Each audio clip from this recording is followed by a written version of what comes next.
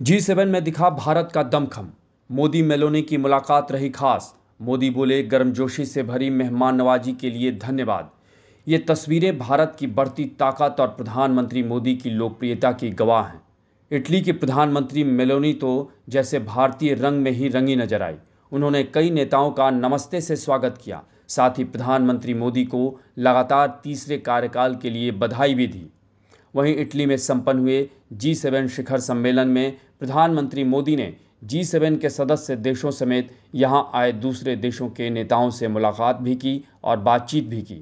PM Modi ने social media पर post में लिखा, अपूलिया में G7 शिखर सम्मेलन में एक बहुत ही अच्छा दिन रहा। विश्व नेताओं के साथ बातचीत की और विभिन्न विषयों पर चर्चा की।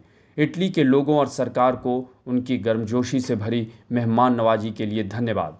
साथ मिलकर हमारा लक्ष्य ऐसे प्रभावशाली समाधान तैयार करना है जो वैश्विक समुदाय को लाभ पहुंचाए और आने वाली पीढ़ियों के लिए एक बेहतर दुनिया बनाए।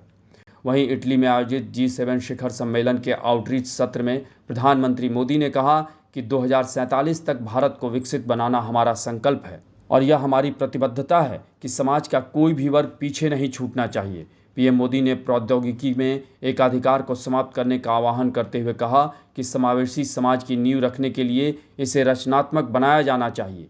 साथ ही पीएम मोदी ने यह भी कहा कि ग्लोबल साउथ के देश दुनिया भर में अनिश्चितताओं और तनाव का खामियाजा भुगत रहे हैं, जिसे देखते हुए भारत ने ग्लोबल साउथ के देशों की प्राथमिकताओं और चिंताओं को विश्व मंच पर रखना अपनी जिम्मेदारी समझी है। वैसे देखा जाए तो G7 शिखर सम्मेलन में भारत को बार बार आमंत्रित करने के पीछे भारत की बढ़ती ताकत है। 2.66 ट्रिलियन डॉलर की जीडीपी के साथ भारत की अर्थव्यवस्था G7 के 3 सदस्य देशों फ्रांस, इटली और कनाडा से भी बड़ी है। IMF के मुताबिक भारत दुनिया की सबसे तेजी से बढ़ने वाली अर्थव्यवस्थाओं में से एक है। भारत दुनिया के लिए एक प्रमुख आर्थिक इंजन हो सकता है जो भोग, निवेश और व्यापार के जरिए वैश्विक विकास को गति देने में सक्षम है। भारत निवेशकों के लिए पसंदीदा जगह है। भारत में 68% आबादी कामकाजी है और 65% आबादी 35 साल से कम की है।